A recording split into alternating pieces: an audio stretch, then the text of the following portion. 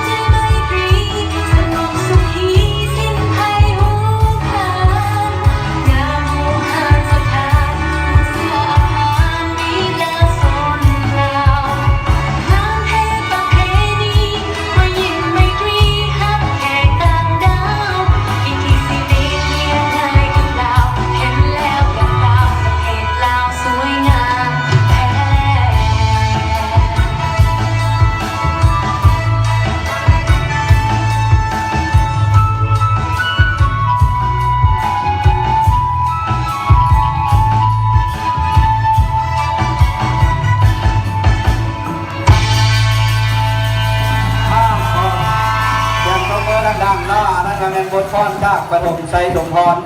ถือว่าประเทศลาวสวยงามอีกเรื่องนึงยังบนพรเนาะต้องซ้ำเพื่อสองอีกจังสมครับว่าประเทศลาวเขาสวยงามอีหลีเนาะให้รายการที่8แมนจากปฐมนาทม